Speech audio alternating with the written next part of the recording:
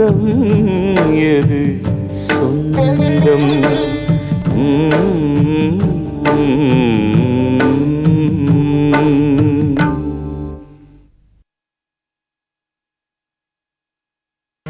உனக்கு பைத்தியம் கிட்ட முடிச்சுச்சா? ரொம்ப நாள் பெட்லயே கிடந்தால அதான் மென்டல் மாதிரி பேசுறான். நம்ம வீட்டு மாப்பிள்ளை கிட்ட பேசுற மாதிரி பேசுறான். ராஸ்கல்.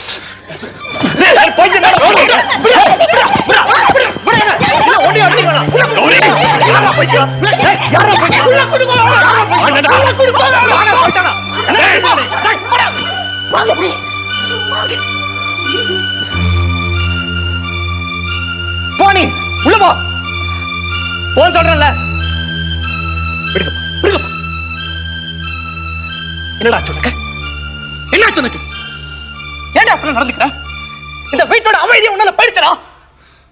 டேய் கௌரி, நீ உடம்பு சரியில்லாம பெட்ல இருந்த போது உனக்காக எல்லாரும் எவ்வளவு வருத்தப்பட்டாங்க. ஒரு நிமிஷத்துல எல்லாரும் தூக்கி எறிஞ்சு பேசியடா. பணம்டா பணம், பெரிய பணம். எடுத்துக்கடா, எல்லாத்தையும் எடுத்துக்கோ. என் பங்கு ஏதாவது சொத்து இருந்தா அதை சேர்த்து நீ எடுத்துக்கோ. பட் ப்ளீஸ் கௌரி, அமைதி இருக்கணும்டா வீட்ல. விட்டு சண்டை போடாத. டேய் ப்ளீஸ், டேய் சுமாரா. எனக்கு பின்னாடி பிறந்தவன் நீ எனக்கு பிச்சை போடுறியாடா? மிஸ்டர் சிவசங்கரன் பிள்ளை,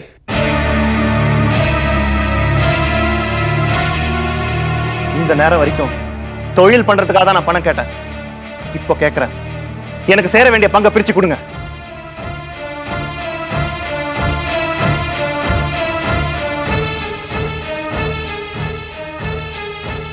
தொழில் பண்றதுக்காக பணத்தை கேட்டா எல்லாரும் முன்னாலே என்ன அவமானப்படுத்திட்டீங்க. இப்ப நான் என் உரிமையை கேட்கிறேன். இந்த சொத்துல பெரும் பங்கு என் தாத்தாவோட சொத்து. இல்லன்னு சொல்றதுக்கு உங்களுக்கு எந்த ரைட்ஸும் கிடையாது. கௌரி, உண்மை தெரியாம பேசாத. நீ சொல்ற மாதிரி இது. பிரபா, அவனை தடுக்காத. அவன் என்ன பேசணுமோ பேசட்டும். ஆமா, இப்ப நான் மட்டும் தானே பேசுறேன். உங்களை பத்தி இந்த ஊரே பேசுற மாதிரி வச்சிடாதீங்க. இன்னும் 24 hours டைம் தரேன். அதுக்குள்ளேயே எனக்கு சேர வேண்டிய பங்கை பிரிச்சு கொடுத்துருங்க. இல்லன்னா லீகல் ஆக்ஷன் எடுப்பேன். அதுக்கப்புறம் நம்ம கோர்ட்ல தான் சந்திக்க வேண்டி வரும்.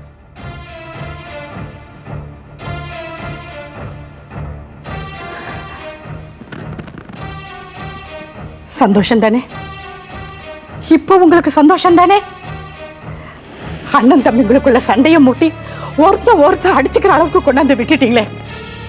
கௌரி என்ன தப்பு பண்ணா? ஏதோ சொந்தமா தொழில் ஆரம்பிக்கணும்னு ஆசைப்பட்டா. இதுல என்ன தப்பு இருக்கு? உங்களை எதிர்த்து ஒரு நாளாவது அவன் பேசியிருக்கானா? கடையில இருந்து கல்யாணம் வரைக்கும் நீங்க சொன்னதை தானே கேட்டான். அப்பாங்கிற மரியாதையில 4 அடி தள்ளி நின்று அவனை இன்னைக்கு மிஸ்டர் சிவசங்கரன் பிள்ளைன்னு கூப்பிடுற அளவுக்கு கொண்டு வந்து விட்டது யாரு? நீங்க தான். அன்னைக்கு அவன் கேட்ட பணத்தை கொடுத்துருந்தீங்கன்னா இன்னைக்கு கோர்ட்டுக்கு போறேன்ற அளவுக்கு அவன் பேசியிருப்பானா? ஜானகி, கௌரி இந்த பணத்தை என்ன செய்வான்? வேண்டாங்க, வேண்டாம். நீங்க ஒண்ணும் பேச வேண்டாம். என்னப்பா என்ன? அப்பாதான் ஏதோ சொல்லிட்டாரு. நீங்களுமா இப்படி? நீங்க எல்லாம் படிச்ச பசங்க இல்ல? உங்களை பெத்து வளர்த்து ஆளாக்கி உங்களை ஒரு கௌரவமான இடத்துல கொண்டு வந்து வச்சா நீங்க அப்பா அம்மாவுக்கு கொடுக்குற மரியாதை இது. போறோம்ப்பா, போறோம்.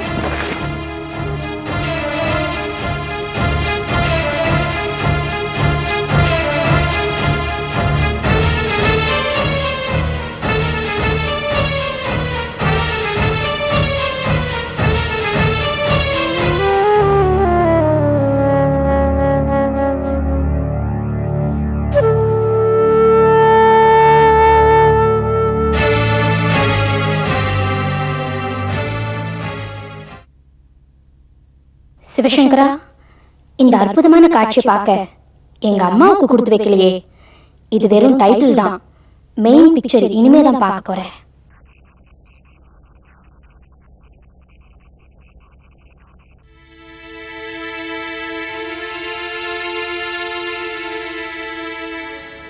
என்ன இன்னும் இங்கே நின்னுட்டு இருக்க? எல்லாத்தையும் பேக் பண்ணு, கிளம்பு. எங்க கிளம்ப சொல்றீங்க? இனிமே இந்த வீட்டுல நமக்கு என்ன வேலை? நம்ம தனியா போறோம். தனியாவா? பாருங்க, விளையாட்டு கூட இந்த மாதிரி வார்த்தை எல்லாம் சொல்லாதீங்க. இத மாமா கேட்டா எவ்வளவு வருத்தப்படுவாரு. மாமா மாமா மாமான்னு நீதான் ஏதோ பெருசா பேசிக்கிட்டு இருக்க. புள்ளன்ற பாசம் கொஞ்சமாவது இருந்திருந்தா நான் கேட்ட பணத்தை அவர் கொடுத்திருப்பாருல்ல. பார்த்தல எல்லாரும் எப்படி பேசினாங்கன்னு. நீங்க கேட்ட பணத்தை கொடுக்கலங்கிறதுக்காக அவருக்கு உங்க மேல பாசம் இல்லைன்னு ஆயிடுமா? பாசமாவது பந்தமாவது நான் தனியா பிசினஸ் பண்ணி அவரோட பெரிய ஆளா வந்துருவேன். அவருக்கு பொறாம. அதான். இங்க பாருங்க, தான் புள்ள நல்லா வரத நினைச்சு எந்த தகப்பனுமே பொறாமப்பட மாட்டான். இந்த பார் மை டியர், நான் ஒன்றும் உங்ககிட்ட அட்வைஸ் கேட்கல. நான் முடிவு பண்ணதுதான். என் ஃப்ரெண்டோட கெஸ்ட் ஹவுஸ் காலியா இருக்கு. வேற ஒரு நல்ல வீடு கிடைக்கிற வரைக்கும் நம்ம அங்கதான் தங்க போறோம். Okay, don't ask any more questions.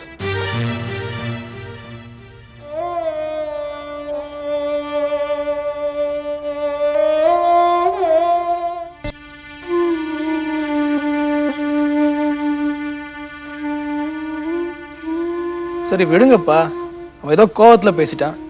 நீங்க அதே நினைச்சிட்டு சாப்பிடாம இருந்தீங்கன்னா எப்படி? உடம்பு என்னத்துக்கு வருது? வாங்க வந்து சாப்பிடுங்க. எனக்கு பசி இல்லடா, நீங்களாம் சாப்பிடுங்க. நீங்க சாப்பிடாம நாங்க சாப்பிட மாட்டோம். இல்லம்மா, என்னால முடியாது. 30 வருஷமா வளர்த்த எனக்கு 24 மணி நேரம் டைம் கொடுத்துருக்காமா. யாரையும் ஏமாத்தாம நேர்மையா கோடி கோடியா வியாபாரம் செஞ்சிருக்கேன். ஒரு நாள் கூட போலீஸ் ஸ்டேஷனுக்கு போனது கிடையாதும்மா. என்ன கோர்ட்டுப்படி ஏற வைக்கிறேன்னு சொல்லிட்டாம்மா. முதல்ல என்ன அவன் அப்பான்னு கூப்பிட்ட போது எவ்வளவு சந்தோஷப்பட்டேன்னு தெரியுமா? ஜானகி, அவன் என்ன அப்பான்னு கூப்பிட்ட இன்னைக்கு கடையில் துணி வாங்க வந்த அத்தனை பேருக்கும் ஸ்வீட் வாங்கி கொடுத்துருக்கேம்மா. இன்னைக்கு இதே வாயால இப்படி சொல்லிட்டானம்மா. நீங்க ஏங்க வருத்தப்பட்டு உங்க உடம்ப கெடுத்துக்கிறீங்க? கல்யாணத்துக்கு முன்னாடி வரலாம் அவன் ஒழுங்கா தான் இருந்தான். கல்யாணத்துக்கு அப்புறம் தான் இப்படி மாறிட்டான். வந்தவ சரியில்லை. அவ சரியா இருந்திருந்தா இவன் இப்படி எல்லாம் பேசுவானா? அவ தான் இவனை இப்படி எல்லாம் பேச சொல்லி தூண்டி விட்டுருக்கா. என்ன ஜானகி, நீ நம்ம பிள்ளை சரியில்லாததுக்கு அகிலாவையும் வீணா குத்த சொல்லிக்கிட்டு இருக்க? இல்ல அங்கிள், ஆண்டி சொல்றதுலயும் ஒரு அர்த்தம் இருக்கு. அகிலா ஒன்னும் இல்லாத குடும்பத்துல இருந்து வந்தவ. கௌரி படுத்த படுக்கையா இருந்த வரைக்கும் அகிலாவுக்கு எந்த பிரச்சனையும் இல்ல. இப்ப கௌரி எழுந்து நடமாட ஆரம்பிச்ச பிறகுதான் அகிலாவுக்கு ஒரு சின்ன காம்ப்ளெக்ஸ். பல பணக்காரவங்களும் பெரிய மனுஷங்களும் வந்துட்டு போற இந்த வீட்டுல நாம இன்னும் எத்தனை நாளைக்கு தாக்கு பிடிப்போமோங்கிற பயம் வந்துருச்சு அகிலாவோட மனசுல. அதனாலதான் கௌரியை தனியா கூட்டிக்கிட்டு போயிட்டா நமக்கு எந்த பிரச்சனையும் வராதுன்னு நினைச்சிட்டா. ஆமாப்பா, அகிலா நீ கல்யாணம் பண்ணிக்கிட்டதுக்கு அப்புறம் தான் அண்ணா ரொம்ப மாறி போயிட்டாரு. முன்னாடி எல்லாம் வித்யா வித்யானி மேல ரொம்ப பாசமா இருப்பாரு. இப்ப நான் வந்தா கூட எப்ப வந்தேன்னு கூட கேட்கறது கிடையாது. அப்பா, நீங்க யார் சொல்றதையும் கேட்டு வீணா மனசை போட்டு குழப்பிக்க வேண்டாம். அவன் ஒரு வருஷமா பெட்லயே இருந்தான்ப்பா. அதான் இப்ப குணமாகி எந்திரிச்சு நடமாட ஆரம்பிச்ச பிறகு கொஞ்சம் ஆக்டிவா இருக்கணும்னு நினைச்சிட்டு இருக்கான். அதனால தான் தனியா பிசினஸ் பண்ண ஆசைப்படுறான். நம்ம பொறுமையை சொன்னா கண்டிப்பா கேட்டுப்பான்ப்பா. போடா, பெத்த பிள்ளைய என்ன கோர்ட்ல சந்திப்போன்னு சொன்னதுக்கு அப்புறம் இன்னும் நான் உசுரோட இருக்கிறது அர்த்தமே இல்லடா. ஆண்டவனா பார்த்து என்ன கொஞ்ச நாள் வச்சுக்கணும்னு நினைச்சா கூட கௌரி அதுக்கு ஒத்துக்க மாட்டான் போல இருக்கு.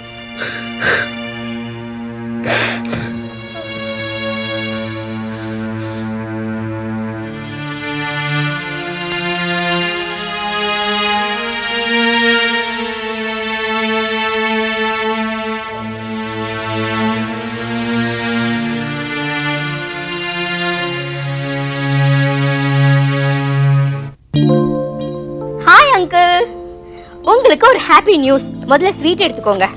இன்னைக்கு என்ன உன் பிறந்த நாளா? முதல்ல ஸ்வீட் எடுத்துக்கோங்க, அப்புறம் சொல்றேன். என் பொண்டாட்டிக்கு பிறந்த நாள்னா கூட ஸ்வீட் சாப்பிடக்கூடாதுன்னு டாக்டர் சொல்லியிருக்காரு. ஆனாலும் மோலி கொடுத்து நான் எப்படி மாட்டேன்னு சொல்லுவேன். ஹாய் ஆண்டி, நீங்க கூட ஸ்வீட் எடுத்துக்கோங்க. என்னம்மா ஸ்வீட் எல்லாம் கொடுக்கற? என்ன மோலி திடீர்னு? இனிமே திடீர்னு தான் எல்லாம் நடக்க போகுது. என்ன விஷயம்னு எனக்கு சொல்லு. என்னால சஸ்பென்ஸ் பார்க்க முடியாதுன்னு உனக்கு தெரியும்ல. எதுவுமே சஸ்பென்ஸோட சொன்னாதான் அங்கிள் இன்ட்ரெஸ்டிங்கா இருக்கும். எங்க ஊர் டூரிங் டாக்கீஸ்ல சஸ்பென்ஸ் படம் போட்டா கூட நான் பார்க்க போக மாட்டேன். ஏன்னா காசு அவன் கிட்ட கொடுத்துட்டு அவன் எப்ப சொல்லுவான்னு காத்துட்டு இருக்கணும். விஷயத்த சொல்லு. என்ன விஷயம் சொல்லிடுமா, அவருக்கு ஜன்னி வந்துட்டு போகுது. சொல்றேன் அங்கிள். நான் நினைச்ச மாதிரி சிவசங்கரன் குடும்பத்துல பெரிய பூகம்பமே ஆரம்பமாயிடுச்சு. கௌரிக்கு பணம் தரமாட்டேன்னு பெரியவர் சொல்லிட்டார். அண்ணன் தம்பிக்குள்ள பெரிய பிரச்சனை ஆகி அடிதடி அளவுக்கு போயிடுச்சு. கத்திரிக்காய் குழம்பு மட்டும் கொதிச்சிட்டு இருந்த சிவசங்கரன் பிள்ளை வீட்டுல முதல் முறையா எரிமலை குழம்பு வெடிக்க ஆரம்பிச்சிருக்கு. அது மட்டும் இல்ல அங்கிள், கௌரி அகிலாவை கூப்பிட்டு தனியா கிளம்பிட்டார். அதுக்கப்புறம் அங்க இருக்கிறவங்க எல்லாம் சமாதானம் பண்ணி ஒரு வழியா இப்ப லேசா அடங்கி இருக்கு. மறுபடியும் எந்த நேரமும் வெடிக்கலாம். நம்ம வீட்டுல சம்பந்தம் வச்சுக்கிறதே கௌரவ குறைச்சல் நினைச்சாங்களே உங்க அக்கா, இப்ப எங்க போய் மூஞ்ச வச்சுக்காங்களா? சிவசங்கரன் கடையில துணியை கிழிக்கிற மாதிரி அவங்க குடும்ப மானமே கிழின்னு கிழிஞ்சுகிட்டு இருக்கு போல இருக்கே. சந்தடி பார்த்து அடிச்சா பாரு. அதான் என் சம்சாரத்து ஸ்பெஷாலிட்டி. மாமா பிரபா வா உக்கார். பரவாயில்லம்மா, அவசரமா போனோம். ஆமா, நீ எங்க இங்க உனக்கு என்ன வேலை? இந்த வழியா வந்த அப்படியே காயத்ரியை பார்த்துட்டு போலாமேன்னு. என்ன ஸ்வீட்லாம் இருக்கு? ஒண்ணும் இல்ல, அது காயத்ரியோட ஃப்ரெண்டு வந்திருந்தா, அவளோட பிறந்த நாளா, அதான் ஸ்வீட் வாங்கி வந்து கொடுத்தா. நீயும் ஒன்று எடுத்துக்கோ. ஏன் இப்போ ஸ்வீட் சாப்பிட்ற மூட நான் இல்லை. பிரபா, கொஞ்சம் காஃபியாவது குடிச்சிட்டு போ. காயத்ரி, மாப்பிள்ளை காஃபி கூட. இல்லை பரவாயில்ல, வேண்டாம்மா. அப்பா அவங்கள உடனே கடைக்கு வர சொன்னாங்க, அதை சொல்லிட்டு போலாம் தான் நான் வந்தேன். கடைக்கு வர சொன்னதா? எதுக்கு? எனக்கு தெரியல, நீங்கள் உடனே வந்து பாருங்களேன். சரி, வரேன். சரி மாமா, நான் கிளம்புறேன். வராத, வரேன் காயத்ரி. வரேன் காயத்ரி சொல்லிட்டு போறான். சரி, ஆனா காயத்ரி மூஞ்சிய கொஞ்சம் நல்லா பார்த்து சொல்லிட்டு போக கூடாதா? ஏய் கம்னரி, இவ வேற என் வயிற்றுல கிளப்பிக்கிட்டு. சிவசங்கரன் பிள்ளை எனக்கு கடைக்கு வர சொல்லியிருக்காரு. ஏற்கனவே அங்கே புயல் போகும்போன்னு இவ சொல்றா.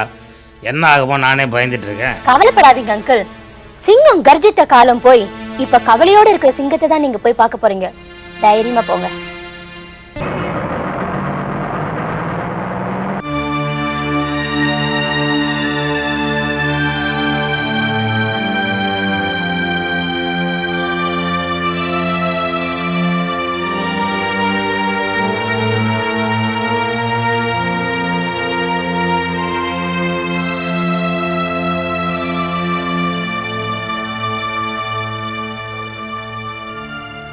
கௌரியோட அப்பா உங்களை வர சொன்னது பண விஷயமா பேசத்தான் இப்படி அவ்வளவு உறுதியா சொல்றீங்க?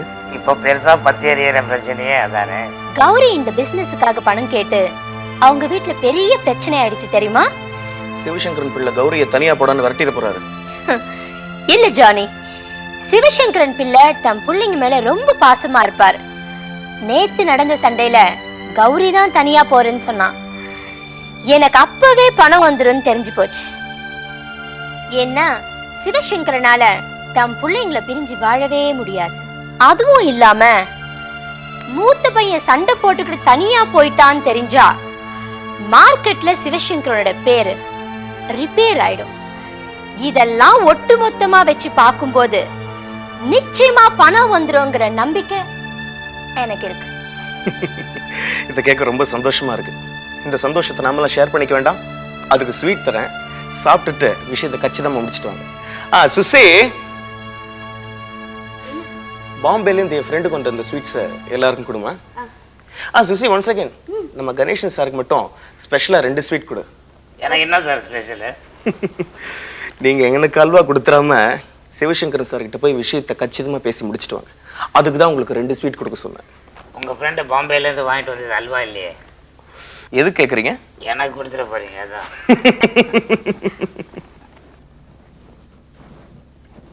வணக்கம் தான், சௌக்கியமா? வா கணேசா, வா உட்காரு. உங்க முன்னாடி நான் உட்காருதான். சிவசங்கரன் பிள்ளை கூட சரிக்கு சமமா உட்கார அளவுக்கு நான் இன்னும் பெரிய மனுஷன் ஆகல. இது எத்தனையோ முறை உங்ககிட்ட சொன்னேன், கேட்க மாட்டேன்றீங்க. நான் இப்படியே ஓரமா நின்றுட்டு இருக்கிறேன். சரி சரி, உட்காரலாம் விட மாட்டீங்க. எதிர்க்க உட்காரல, இப்படி சைடில் உட்காந்துக்கிறேன். என்ன அதோ பலமான யோசனையில் இருக்கீங்க போல்றது? புதுசாக ஏதோ நிலம் வாங்க போறீங்களா? அப்படின்னா என் மகன் பேரில் வாங்குங்க, உங்கள் பேரில் வாங்காதீங்க. ஏன்னா டேக்ஸ் ப்ராப்ளம் வந்துடும். பினாமி தான் பெஸ்ட்டு. நான் உங்ககிட்ட ஒரு முக்கியமான விஷயத்தை விசாரிக்கணும், அதுக்காக தான் உன்னை இங்கே வர சொன்னேன். என்னத்தான் விசாரணை கமிஷன் என்னவோ சொல்லி என்னை பயமுறுத்துறீங்களே, எனக்கு ஒன்றுமே புரியலையே. கௌரி சங்கர் பண்ண போறதா சொல்லிக்கிட்டு இருக்கிற புது பிசினஸை பத்தி உனக்கு ஏதாவது தெரியுமா? ஓ, புது பிஸ்னஸா? தம்பி புதுசாக பிஸ்னஸ் பண்ணி பணத்தை பெருக போகுது, நல்ல விஷயம்தான். அதை பத்தி உனக்கு ஏதாவது தெரியுமான்னு கேட்டேன். எனக்கு என்னத்தான் தெரியும்? எனக்கு விவசாயம் தெரியும், மாடு வச்சு பால் கறக்க தெரியும். அந்த பாலில் தண்ணி கூட கலக்க தெரியாத அப்பாவி அத்தானா. கௌரி ஏதோ புதுசா பிசினஸ் ஆரம்பிக்க போறானா, 5 கோடி ரூபாய் வேணும்னு கேட்டான். 5 கோடியா? அப்ப ஏதோ பெரிய பிசினஸா இருக்கும் போல இருக்கு. கணேசா, உனக்கு எல்லாம் தெரியும்னு எனக்கும் தெரியும்.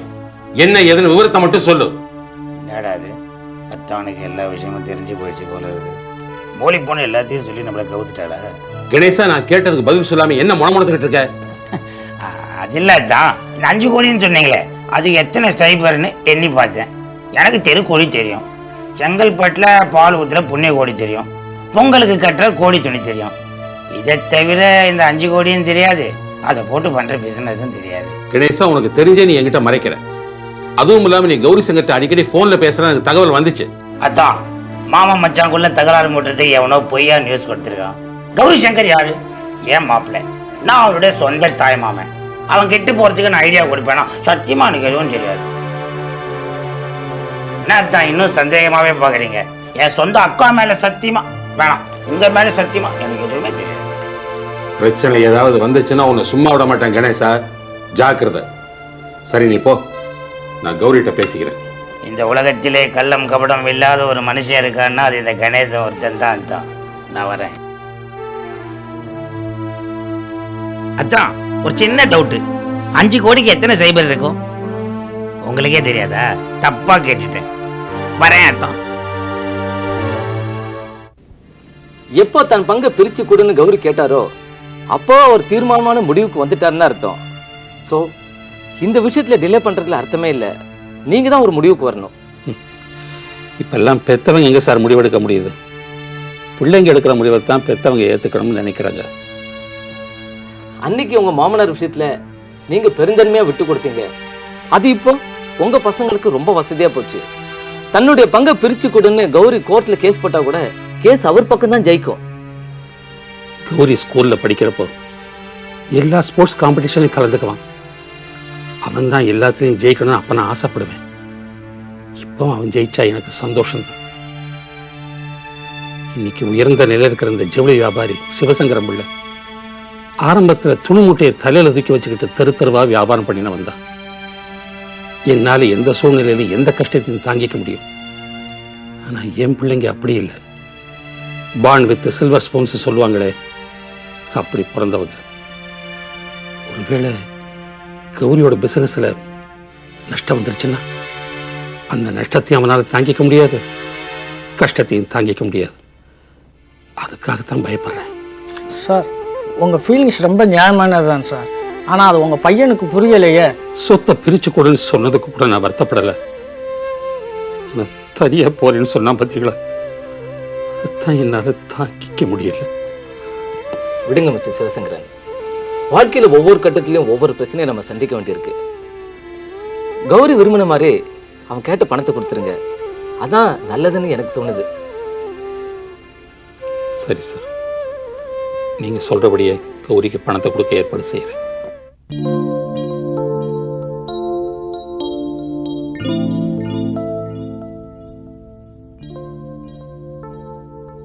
சார், அரே வா கார்த்திக், எப்படி இருக்க?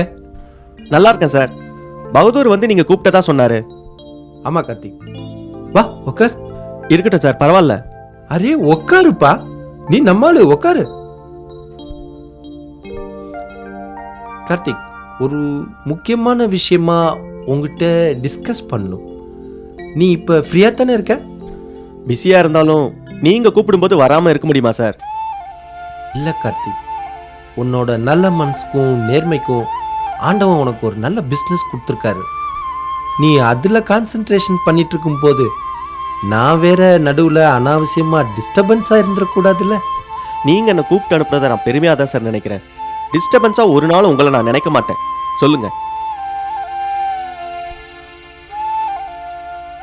மேனில் கல்லடி தாங்கிக் கொண்டே மீண்டும் மீண்டும் மீண்டும் தாய்ப்பாள்